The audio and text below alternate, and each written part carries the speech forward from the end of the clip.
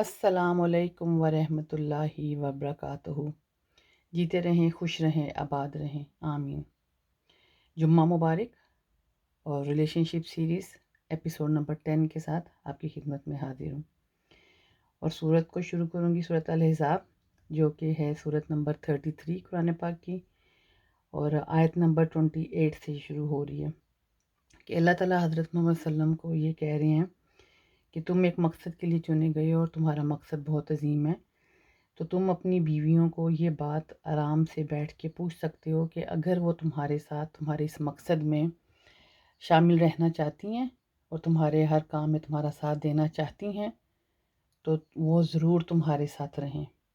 लेकिन अगर वो नहीं चाहती तो उनके ऊपर कोई ज़ोर ज़बरदस्ती नहीं है। कितनी बड़ी इस आयत में ये हमारे लिए एक खुली निशानी है कि अल्लाह ताला हज़रत मोहम्मद सल्लम को क्या पैगाम दे रहे हैं कि हमारे दीन में, जो मुझे भी समझ आई, कि जबर है ही नहीं, ज़बरदस्ती है ही नहीं। तो फिर मैं ये सोचती हूँ कि ये जो आजकल की क्या, जो हमारे कल्चर में जो शादियाँ थीं, ज़बरदस्ती कहा जाता था, दुनिया से डर के हमारे माँ बाप, हमारा माशरा ये कहता था कि नहीं बेटा, बेइज्जती हो जाती है, तलाक नहीं लेनी है, गलत बात है, हालात ख़राब हो जाते हैं। तो ये बातें हमने ली कहाँ से? मुझे तो ये नहीं समझ आती ये कल्चर आया कहाँ से था? कहाँ से ये शुरू हुआ था? और अगर शुरू हुआ था तो फिर कुरान पाक नाज़िल हुआ कि ये दकियानूसी बातों से हम बाहर निकल सकें। लेकिन शर्म की ये बात कि हम तो फिर भी बाहर नहीं निकले, हम तो अभी भी उन्हीं हालात में ही ज़िंदगियाँ गुजार रहे हैं। और ये हुक्म इसलिए आया, इसलिए दिया गया कि अगर मियाँ बीवी एक पेज पे नहीं है तो ये आप सब भी जानते हैं कि माशरे में तबाहियाँ कैसे फैलती हैं। तबाही इसीलिए फैलती है कि एक घर में अगर एक मियाँ बीवी के 2, 3, 4, 6, 7 बच्चे हैं या एक ही है, और अगर वो दोनों मियाँ बीवी उसकी तरबियत नहीं कर पाते तो वो ख़ानदान बिगड़ गया ना पूरे का पूरा। वही नस्ल आगे चलेगी, फिर वो अगली नस्ल आगे चलेगी। तो जब तक हम कुरान को समझेंगे नहीं, उसके ऊपर अमल नहीं करेंगे, हमारी ज़िंदगियों में जन्नत नहीं बन सकती। ये बहुत बड़ा हमारे लिए एक सबक है कि हमारी जो ज़िंदगी मियाँ बीवी से शुरू होती है उसकी बेस क्या है। प्लीज़ मैं आपसे दोबारा रिक्वेस्ट करूँगी कि जब भी मैं कोई आपको आयत का हवाला दूँ, इसके पीछे वाली और इसके आगे वाली आयत को ज़रूर पढ़ा करें। उसके बाद आयत नंबर 29 है। अल्लाह ताला कह रहा है कि जो मेरे ऊपर ईमान लाता है और जो कानून मैंने ज़िंदगी गुजारने के दिए हैं उनके ऊपर चलता है तो उनके लिए बहुत अजर अज़ीम है। जब अल्लाह ख़ुद ये बात कह रहा है कुरान में तो किस चीज़ का शक रह जाता है हमारी ज़िंदगी में? किस चीज़ का शक है? और अगर शक है तो इसका मतलब है कि हमारा ईमान पूरा नहीं है, हमारा ईमान स्ट्रॉन्ग नहीं है। हमें पता ही नहीं कि हमारा रब हमसे चाह क्या रहा है। हम कन्फ्यूज़ हैं। फिर हमें ये बहुत समझने की ज़रूरत है कि हम ज़िंदगियों के साथ क्या कर रहे हैं। कितना है हमारा ईमान अपने रब के ऊपर। और जब अल्लाह कह रहा है कि मेरे ईमान के ऊपर चलो, मेरे ऊपर ईमान लेके आओ, तो उसका बहुत अजर अज़ीम है। तो अगर मेरा ख़्याल है मैं नहीं लेके आती तो इसका मतलब है मेरे ईमान में बहुत कमी है, क्योंकि अल्लाह ताला साफ़ कह दिया उसने। इसी सूरत अल-अहज़ाब की अगली आयत है 51 कि वसल्लम को अल्लाह ताला यही कह रहे हैं कि तुम अपनी बीवियों को इजाज़त दे दो कि वो अपनी मर्ज़ी से ज़िंदगियाँ गुजारना चाहती हैं, क्योंकि हर इंसान को अपनी ज़िंदगी अपने तरीके से गुजारने का पूरा अल्लाह ताला ने हक दिया है। अल्लाह ताला कोई किसी के ऊपर ज़बरदस्ती नहीं कर रहा। जिसको नहीं मानना, जिसको नहीं सुनना, वो गुजारे अपनी ज़िंदगी। कितनी बड़ी बात है कि कैसे अल्लाह ताला हमें ये हुक्म दे रहे हैं और कैसे अल्लाह ताला हमें आज़ादी दे रहे हैं। सबसे बड़ी बात है कि आज़ादी कितनी दे रहे हैं वो हमें। अब अगर मुझे समझ ना आए कि मेरी उस आज़ादी का मतलब क्या है, तो मेरी अपनी बदबख्ती है ना, मेरी अपनी कमबख्ती है कि मुझे खुद ना समझ आए कि मेरा रब मेरे से चाहता क्या है। और वो इसीलिए अल्लाह ताला ने कहा है कि अगर तुम उनको ज़बरदस्ती अपने पास रखोगे तो घर का निज़ाम बिगड़ेगा। अगेन वही बात कि जब घर का निज़ाम बिगड़ेगा तो माशरे का निज़ाम बिगड़ेगा। और मैं जब जब ये आयतें पढ़ती हूँ, زندگیوں کی، گھروں کے نظام کی، معاشرے کے نظام کی، تو مجھے یہی سوچ آتی ہے کہ آج آج کیا ہر دفعہ کی یہی بات ہے کہ کچھ سال پہلے بھی میں نے سنا کہ ساس اپنی بہو کو کہتی تھی کہ آج کی لڑکی میں صبر نہیں ہے. اب آج بھی ماں اور بہو ساس یہی کہہ رہی ہیں کہ آج کی لڑکی میں صبر نہیں ہے. لیکن ہم نے کبھی یہ سوچنے کی کوشش کی کہ صبر کیوں نہیں ہے؟ کبھی سوچا کسی نے یہ بات کہ کیوں صبر نہیں ہے؟ کیونکہ صبر کا مطلب سمجھ ہی نہیں تھا، صبر کا مطلب بتایا ہی نہیں گیا. ہم بس عورت کو یہ کہہ دیتے ہیں کہ تم ظلم برداشت کرو، تم صبر کرو، تمہارے لیے آگے جنت راضی ہے. تو اللہ تعالیٰ تو کہہ رہے کہ زبردستی ہے ہی نہیں. کیونکہ جو آپ اس کو صبر کرنے کو کہہ رہے ہیں وہ تو معاشرے کی تباہی ہے، وہ تو گھر کی تباہی ہے. اور آج جو لڑکی جس کے اندر اویئرنیس آئی ہے دین کی، جب وہ سمجھتی ہے، جب وہ اپنے رائٹ کے لیے کھڑی ہوتی ہے، تو ہم اس کو بہت برا بھلا کہتے ہیں. ہم اتنے بدبخت لوگ ہیں کہ ہم سچائی کا ساتھ بھی نہیں دے سکتے. میانہ روی سکھانی ہے ہمیں اپنے بچوں کو، صبر سکھانا ہے، لیکن صبر کا مطلب کیا ہم نے ان کو بتایا کہ صبر کیا ہے. ظلم برداشت کرنے کو تو اللہ نے کہا ہی نہیں ہے. میرے معاشرے میں تو ظلم ہوتا ہے عورت کے اوپر، مردوں پہ بھی ہوتا ہے. میں یہ نہیں کہوں گی کہ مرد حضرات پہ نہیں ہوتا، لیکن اگر دیکھا جائے تو عورتوں کی تعداد زیادہ ہے مردوں سے. اس لیے میں بار بار عورتوں کو، میں اس لیے نہیں نام لے رہی کیونکہ میں خود عورت ہوں، اس لیے لے رہی ہوں کیونکہ عورتوں کی تعداد زیادہ ہے جو ظلم برداشت کرتی ہیں، مردوں کی بہت کم ہے اس کی نسبت. اس لیے عورتوں کا میں نام لے رہی ہوں. اور سب سے بڑی بات، جب اللہ نے حکم دے دیے تو ہم ہوتے کون ہیں اپنے عورتوں یا مردوں کی سائڈ لینے کی بات ہی نہیں ہے. اللہ تعالیٰ نے حکم جو زیادہ اس نکاح کے وقت پہ دیے ہیں وہ دونوں کو برابر دیے ہیں، اور مردوں کو زیادہ دیے ہیں کہ تم زبردستی مت کرو، تم یہ مت کرو، تم مہر ادا کرو، حق مہر ادا کرو ان کا. تو کتنی بڑی بات ہے کہ حقوق تو زیادہ مجھے لگتا ہے کہ مردوں کے ہیں، کہ مرد اپنی عورتوں کو اپنی تحفظ میں اگر رکھیں تو ان کو محبت سے رکھیں، زبردستی نہ رکھیں. تو آپ مجھے بتائیں کون سے گھر میں مرد محبت سے عورت کو رکھ کے بیٹھا ہوا ہے؟ کون سے گھر میں ہے؟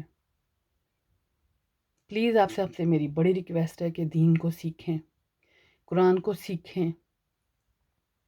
ہم نے جو زندگیاں گزار لیں، آگے ہم اپنی نسل کو نہ بگڑنے دیں. آگے نسل تباہ ہو رہی ہے. کیوں تباہ ہو رہی ہے؟ ہماری جاہلیت کی وجہ سے، ہم ماں باپ کی جاہلیت کی وجہ سے، کیونکہ ہم جاہل ہیں. ہم بچوں کے اوپر بلیم دے دیتے ہیں، بچوں کو تمیز نہیں ہے، بات کرنے کی تمیز نہیں ہے، بیٹھنے کی تمیز نہیں ہے. تو انہوں نے تمیز کہاں سے سیکھنی ہے؟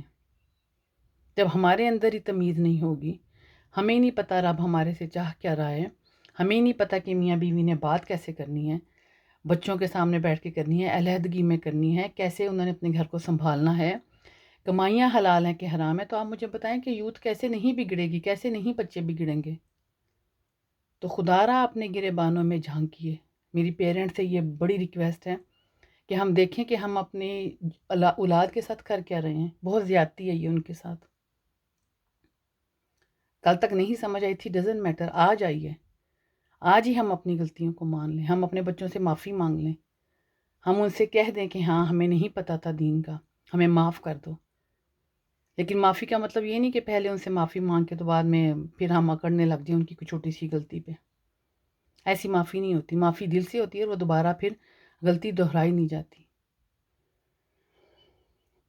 اگلی صورت ہے ممتحنہ صورت، جو کہ ہے صورت نمبر 60 اور آیت نمبر 10 میں اللہ تعالیٰ نے فرمایا ہے کہ جو عورتیں اس وقت ہجرت کر کے مکہ سے آئی تھیں نا، تو ان کے بارے میں اللہ تعالیٰ نے بتایا ہے کہ اگر وہ ایمان کی بیس پہ ہجرت کر کے آئی ہیں اور وہ اپنے کیے پہ پچھتا رہی ہیں، جو بھی انہوں نے غلط کیا تھا، تو تم ان کی تحقیق کرو کہ کیا وہ واقعی مومن ہیں.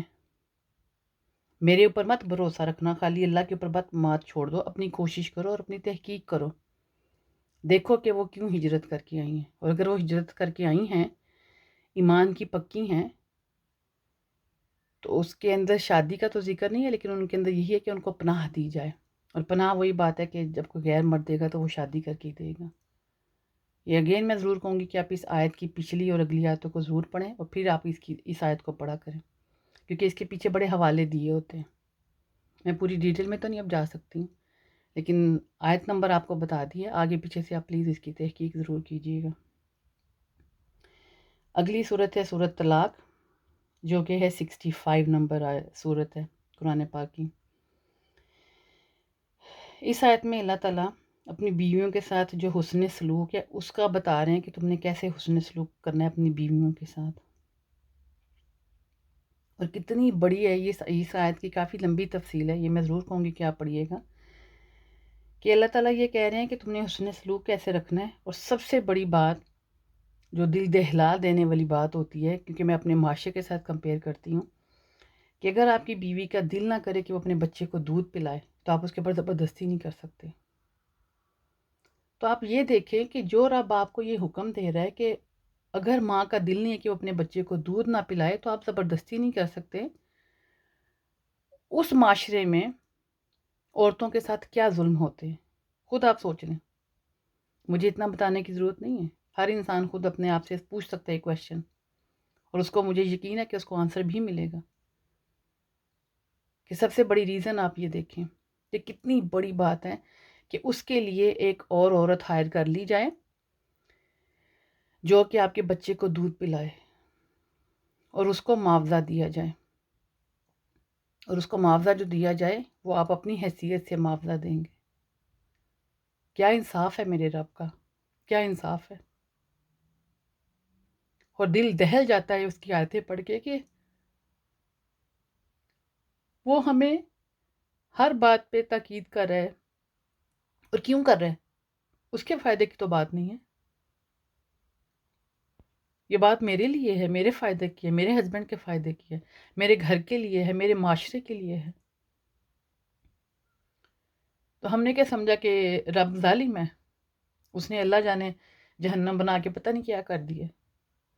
تو آپ یہ دیکھیں کہ اگر ہم قرآن پڑھ لیں گے اور اس کو سمجھیں گے، اس کے دین کو جو اس نے ہمارے اوپر نازل کیا اور ہمارے فائدے کے لیے کیا، تو مجھے بتائیں کہ اس کو شوق ہے کہ ہمیں وہ جہنم میں پھینکے گا؟ یہ ہو سکتا ہے؟ جو رب اپنے بندوں سے اتنا پیار کرتا ہے، وہ کیسے ہم سوچ سکتے ہیں کہ وہ ہمیں جہنم میں پھینک سکتا ہے؟ اور اگر ہم سوچتے ہیں تو اس کا مطلب ہے کہ ہمارے اپنے ایمان میں بڑی کمی ہے۔ اسی صورت نمبر طلاق کی جو 65 صورت ہے، تو اگلی جو آیت ہے نمبر 7، کہ اس میں بھی اللہ تعالیٰ نے یہ بیان کیا ہے اجرت کے بارے میں، جو آپ نے جو اس کو دینی ہے، جو عورت دودھ پلائے گی اس کی جو اجرت فکس کرنی ہے، کافی لمبی تفصیل والی آیات ہیں، تو پلیز آپ ان کو ضرور پڑھیے گا، تفصیل کے ساتھ پڑھیے گا۔ پلیز میری اب سب سے بڑی ریکویسٹ ہے کہ ہم اپنے دین کو سیکھیں، ہم اپنے دین کو پڑھیں، ہم سمجھنے کی کوشش کریں ہمارا رب ہم سے کیا چاہتا ہے اور کیوں چاہتا ہے، فائدہ کس کا ہے اور نقصان کس کا ہے۔ بہت ڈھیر دعائیں آپ سب کے لیے، اللہ تعالیٰ ہمیں قلب سلیم عطا فرمائے، اللہ تعالیٰ ہمیں ہدایت دے کہ ہم اپنے اس دین کو سمجھنے کی کوشش کر سکیں اور اس کے اوپر عمل کریں، اور ہم اپنے بچوں کو، ہم اپنی نسلوں کو سنوار سکیں۔ اپنا بہت خیال رکھیے گا، کل تک کے لیے رب راکھا۔